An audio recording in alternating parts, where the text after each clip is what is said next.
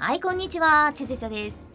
本日よりネットフリックスで限定公開されたアニメ映画モンスターハンターレジェンド・オブ・ザ・ギルド見てきました。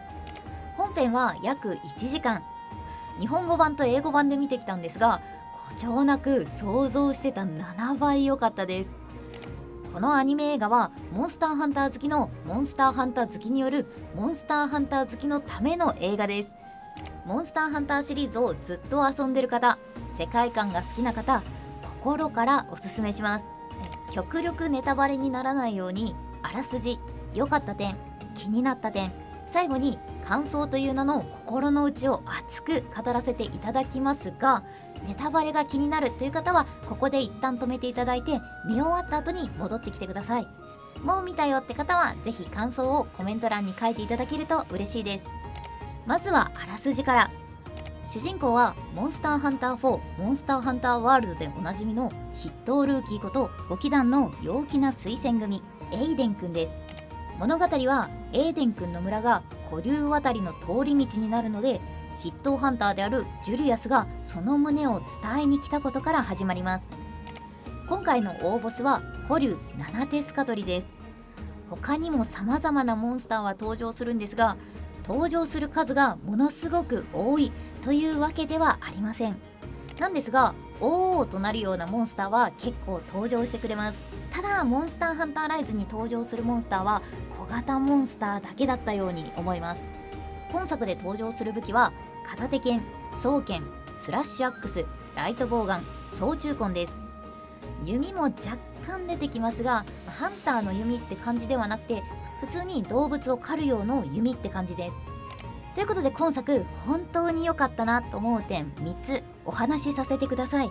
まずは1つ目、ゲームの世界観に完全に忠実なことです。これは本当にすごい。私、世界観がブレてる作品でも全然楽しめるタイプではあるんですが、ここまで忠実だと本当に物語がスッと入ってくるもんなんですね。驚きの体験でした。村の在り方から人々の暮らし、モンスターやハンターとの付き合い方、モンスターの行動に至るまで全ての設定が納得いく内容でした。その他にもギルドが作られた理由やモンスターハンターワールドで調和と連呼されていた理由を含め、モンスターハンターシリーズの世界の成り立ちや設定をきっちりと守りつつ深掘りされていたのも本当に良かったです。モンスターハンターが好きという方ほど感動するアニメ映画だと思います。良かった点2つ目、モンスターや武器の造形が美しい。これ世界観とちょっと被るんですけど、ちゃんとゲーム内の闘神に合わせた大きさの武器や大きさのモンスターが登場するので、アニメ映画になることによりリアリティを感じることができました。良かった点3つ目、中だるみがなく物語がサクサク進んでいく。本当にね、サクサク進んでいくので展開早いなぁとびっくりしました。展開は早いんですが内容がめちゃくちゃ詰め込まれているので、薄っぺらいとか説明不足みたいなシーンはありません。それぞれの心模様とか、なぜそう動きそう考えるのかというのがさらっとなんですがしっかりと納得いく形で表現されているんで、説得力があるんですよね。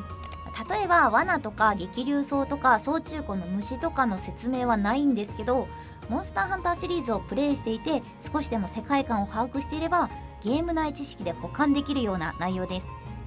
好みはあるとは思うんですが、ライト層はもちろん古参ハンターも十分楽しめる作品だと思います。他にもいいところはいっぱいあるんですけど、ネタバレを回避しつつお話しできる内容はこの3点です。続きまして気になった点、これは4つあります。1つ目が登場モンスターが少ないことです。だいたい10種類ちょっとぐらいだったと思います。ただね、1時間のアニメでこれ以上登場させると違和感が出てくると思うんで、すごく自然な量だと思うんですよね。ただたくさんのモンスターの登場を期待してみるとちょっと残念に思う人はいるんじゃないかなと思います。気になった点2つ目、武器が全武器登場しません。片手剣、双剣、スラッシュアックス、ライトボウガン、双中根だけなので、他の武器を期待しているという方にはちょっと気になる点になるかなと思います。ただそれぞれハンターのモーションとか武器の使い方とかに違和感がないので、武器に注目してみても結構楽しめると思います。気になった点3つ目、少しだけなんですが残酷なシーンがあります。モンスターハンターなのでモンスターが勝つっていうシーンもどうしてもあるんですけど、結構ねその辺に関してさらっと流してるんですよね。分かってたことなんですけど、やっぱりそういう世界観なんだなっていうことが改めて分かりました。そして最後気になった点4つ目、モンスターハンターライズの大型モンスターは登場しません。モンスターハンターワールドまたはモンスターハンター 4G をプレイしたことがある方にとってはめちゃくちゃ刺さります。絶対刺さります。これは間違いないです。それ以外のシリーズをプレイしたことがある方にも世界観が共通なのでそこそこ刺さると思います。ただね、モンスターハンターライズからの方だとどうなんでしょうかね。モンスターハンターライズって他の作品と比べてもかなり特殊な里になるんで、今までの作品とはちょっと毛色が違うんですよね。もちろん馴染みの武器も出てくるんで楽しいとは思うんですが、他の作品をプレイしているハンターさんとは楽しみ方が違ったりするんでしょうか。逆にね、私はどっぷりハンターをやってるので、ライズからプレイしてる方がどういったことを思うかっていうのを感想が気になるんですよね。なのでモンスターハンターライズからプレイしていて今回のアニメ映画を見たという方はぜひコメント欄で感想を教えていただけると嬉しいです。最後に私の感想です。もうね4回泣きました。最初の船のシーンからボロボロボロボロ泣いちゃって、私たちのモンハンがアニメで動いてるよってド感動です。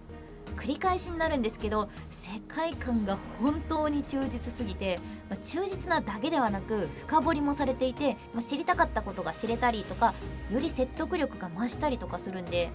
史実だけだったことが実際にアニメで見れたことにより説得感が出てきたりとかで、得るものしかなかったなという感想です。いやー、続編出してほしいです。本当にもう何年でも待つんでぜひ出してほしい。まだ2回しか見れてないんで今から3回目見てこようと思います。まだ見てないけど気になるって方はぜひ Netflix に加入して見てきてください。ということで今回はアニメ映画モンスターハンターレジェンド・オブ・ザ・ギルドの感想まとめて共有しました。最後までご視聴誠にありがとうございます。今回の動画良かったよって方は高評価ボタンのポチをお願いします。またどんどんモンスターハンター関連の動画出していきますのでチャンネル登録もお願いします。英語版のね声優さんがまたいい感じなので英語の勉強がてらに英語版たくさん見たいなと思います。またねー。